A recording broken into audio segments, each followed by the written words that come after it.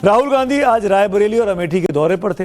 राहुल बहुजन स्वाभिमान सभा करने पहुंचे थे, लेकिन प्रधानमंत्री नरेंद्र मोदी का नाम लेकर दो ऐसे बयान दिए जिससे पूरे देश में सियासी खलबली मच गई।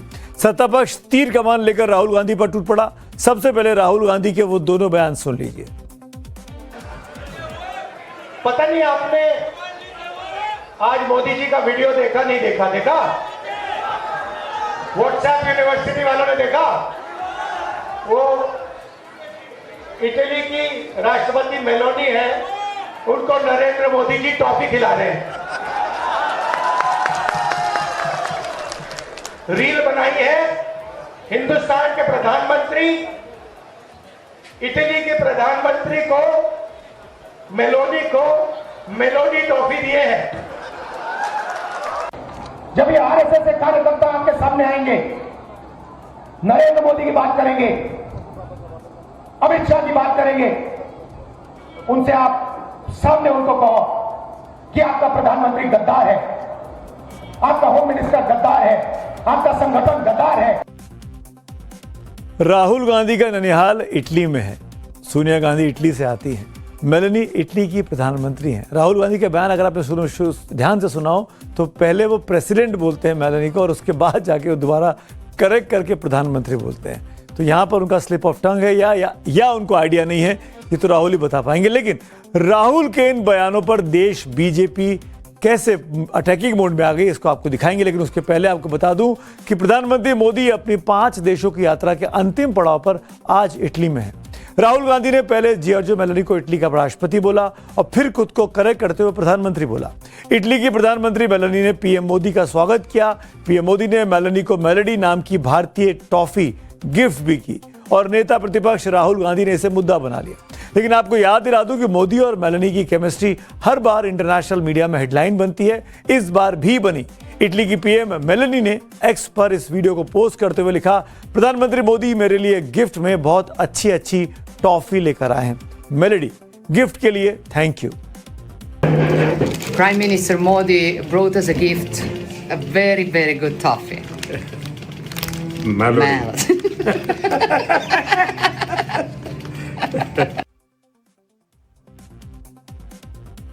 जो सेल्फी वीडियो बनाया गया, इसी को लेकर राहुल गांधी ने अटैक किया प्रधानमंत्री मोदी पर। राहुल गांधी ने आज जो कमेंट किया वो आज चर्चा में। राहुल के इन बयानों पर बीजेपी की तरफ से करारा पलटवार किया गया है। बीजेपी से लगातार मिल रही हार की हताशा करार दे रही है। बहुत ही दुर्भाग्यपूर्ण है और कहीं ना कहीं उनकी अराजकतावादी मानसिकता को दिखाता है। उनकी लगातार हो रही हार, निराशा कहीं ना कहीं उनके स्वभाव और उनके चरित्र में दिख रहा है, और यही हताशा और निराशा आज उनके इस सब तरह के शब्दों के बयान आ रहे हैं। राहुल गांधी फ्रस्ट्रेशन में, सत्ता का फ्रस्ट्रेशन है, सत्ता ना मिलने के कारण फ्रस्ट्रेशन है। वो मोदी जी को गाली नहीं दे रहे हैं, देश को गाली दे रहे हैं। वो फ्रस्ट्रेशन में निकल रहा है। तो कहते हैं मोहब्बत की दुकान पर है गाली गलौज, अपमान, नफरत के भाईजान।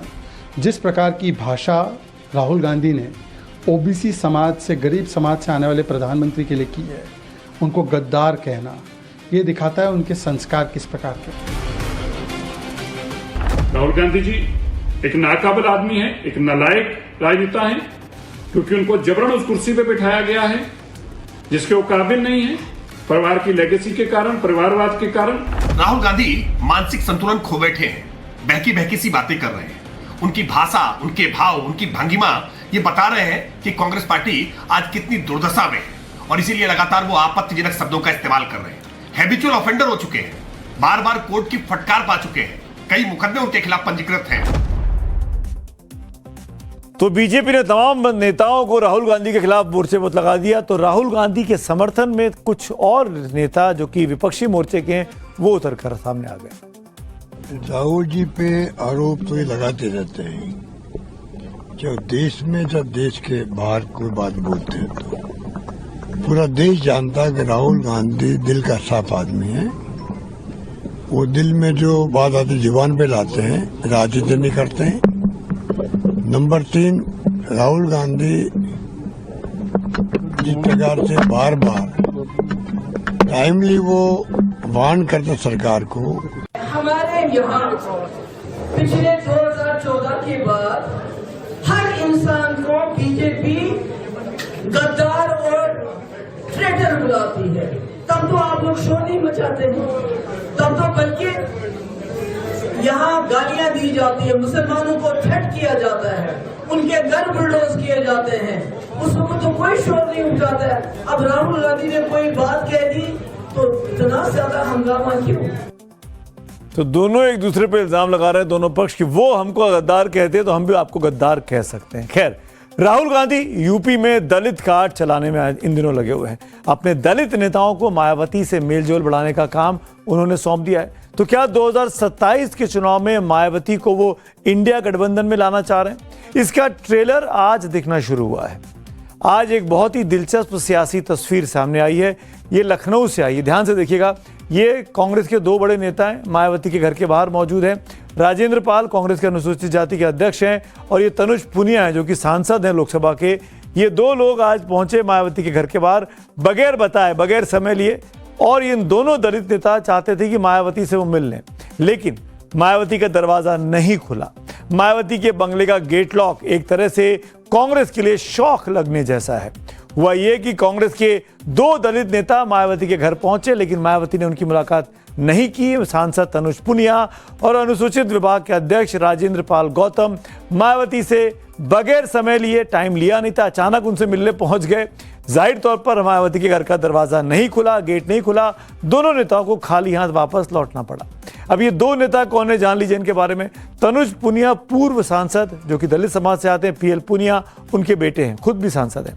पीएल पुनिया मायावती के वक्त में मायावती के सचिव हुआ करते थे जब वो मुख्यमंत्री थी। वहीं राजेंद्र पाल गौतम काशीराम के दौर में बहुजन समाज पार्टी का हिस्सा हुआ करते थे। तो दोनों नेताओं की सियासी जड़ें बीएसपी से जुड़ी रही हैं। खबर यह है कि दोनों नेता मायावती को साधने की कोशिश में जुटे हैं। इन दोनों नेताओं का कहना है कि वो बस हालचाल पूछने के लिए मायावती के बंगले पर पहुंच गए थे। 2027 का चुनाव अब यूपी में ज्यादा दूर नहीं बचा है। राहुल गांधी की इच्छा है कि मायावती को कांग्रेस के साथ ले आएं। 2024 के लोकसभा चुनाव में भी राहुल गांधी ने ऐसा ही एक प्रयास किया था कि बीएसपी उनके साथ रहे, इंडिया गठबंधन में आ जाए, लेकिन तब भी मायावती नहीं मानी थी। दरअसल मायावती ये मानती है कि बीएसपी ने यूपी में जब जब गठबंधन किया है उसका लाभ उनको नहीं मिला है, उल्टा उनके ही वोट अलायंस करने वाले दूसरे दल को शिफ्ट हो गए, यानी उनको नुकसान हो गया। अब सवाल है कि आखिर कांग्रेस की क्या मजबूरी है जो मायावती उनके लिए इतनी जरूरी हो गई है। एक तरफ राहुल गांधी यूपी में बहुजन समाज को लुभाने में जुटे हैं, वहीं दूसरी तरफ समाजवादी पार्टी के अध्यक्ष अखिलेश यादव ने आरक्षण और पीडीए के मुद्दे को आज नई धार दी है। अखिलेश का आरोप है कि बीजेपी सरकार पिछले दरवाजे से आरक्षण खत्म करने का फाउल प्ले इन दिनों खेल रही है। भाजपा संवैधानिक आरक्षण के मामले में सत्ता का फाउल प्ले खेल रही है।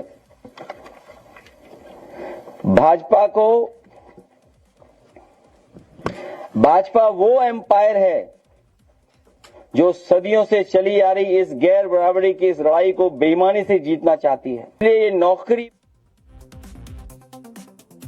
दलित और पीडीए के बाद उत्तर प्रदेश में आज ही ब्राह्मणों पर भी नई महाभारत छिड़ गई। पहले भी आप सुन चुके होंगे कि यूपी में ब्राह्मण बीजेपी से नाराज चल रहे हैं। ब्राह्मणों की नाराजगी को लेकर तरह तरह की खबरें भी पिछले दिनों खूब वायरल हुई थी। अब पहली बार ब्राह्मणवादी पितृसत्ता शब्द पर सियासी शंखनाद सुनाई दिया है। यह मामला बनारस हिंदू यूनिवर्सिटी यानी बीएचयू से जुड़ा हुआ है। बीएचयू में एमए इतिहास की परीक्षा हुई। एमए के चौथे सेमेस्टर की इस परीक्षा में एक सवाल पूछा गया, ब्राह्मणवादी पितृसत्ता से आप क्या समझते हैं? ब्राह्मणवादी पितृसत्ता ने प्राचीन इतिहास में महिलाओं की प्रगति में किस तरीके से बाधा डाली? ये वही सवाल है जिसे लेकर यूपी की सियासत में अब हंगामा मचा हुआ है। मामला क्योंकि बनारस का है, बनारस यानी पीएम का चुनाव क्षेत्र, यानी वो यूपी जहां बीजेपी का मुख्यमंत्री है, यानी वो बीएचयू का मामला जो एक सेंट्रल यूनिवर्सिटी है। ब्राह्मण समाज फिर से इन बातों को लेकर बीजेपी से अब आक्रोशित हो गया है। बीएचयू कैंपस का माहौल गर्मा गया। विरोध में छात्र इतिहास विभाग के सामने धरने पर बैठ गए। बीजेपी से जुड़े छात्र संगठन एबीवीपी के कार्यकर्ताओं ने जमकर विरोध प्रदर्शन आज किया। प्रश्न पूछा गया है वह है ब्राह्मणवादी पितृसत्तात्मक समाज को लेकर के। तो पितृसत्तात्मकता अपने आप में खुद ही समग्र है, उसमें ब्राह्मणवाद जैसा टर्म जोड़ना यह दिखाता है कि आप कहीं ना कहीं आप एक द्वेषपूर्ण भावना से आप भरे हुए हैं और आप कहीं ना कहीं ब्राह्मणों के प्रति या एक समाज के प्रति आपका भाव क्या ये दिखाता है।